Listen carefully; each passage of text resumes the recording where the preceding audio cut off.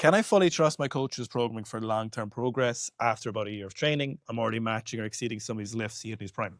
So there's two things I want you to think about from your question. The first thing is that one piece of information is absolutely a useless thing to do to base on your decision if you think he's a good coach or not. So there's been plenty of coaches who haven't been very good lifters who have coached people to hit it in excess of what their lifters have done or what they have done themselves. Their lifters hit way bigger numbers. Abujayev was a good lifter, but he wasn't certainly to the level of all the athletes he ended up bringing through to those Olympic medals. There's a ton of sprint coaches who were slow and shit and unathletic, basketball coaches, Gaelic football coaches, any number of sports you can think of. The peak performance of that coach is completely irrelevant to not completely irrelevant. The coach, having trained that sport, can be very useful, but the height they hit that isn't really super relevant, or it's not a good predictor in isolation.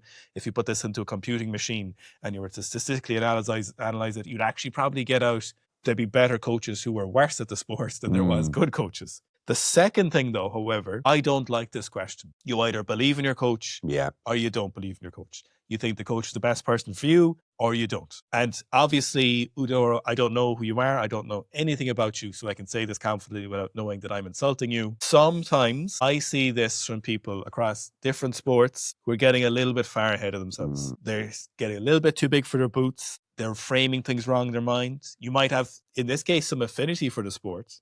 And you might think, and you know what, my coach, he doesn't know what's good for me. I'm as good as him. I know better. And he might have 20, 30 years of coaching. Sometimes we see this when an athlete isn't progressing where they want to do. So they're like, I'm progressing as well as I think I should have been. It's the coach's fault, when in reality it could be your own fault for how you're approaching training or any number of variables. So obviously that isn't a comment on you as an individual because I don't know who you are. So I can happily say that is I don't like this question. You're either all in or you're all out.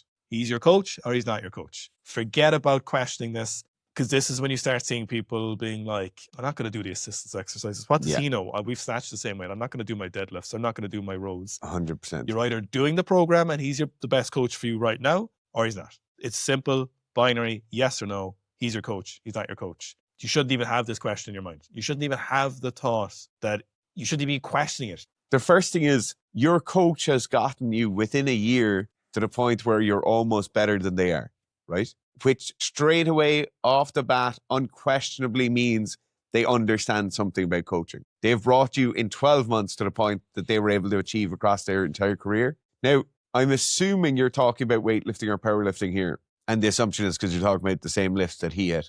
When you look at sports like this, the sport itself is incredibly selective. The sport itself dictates. You can think about it very similar to sprinting.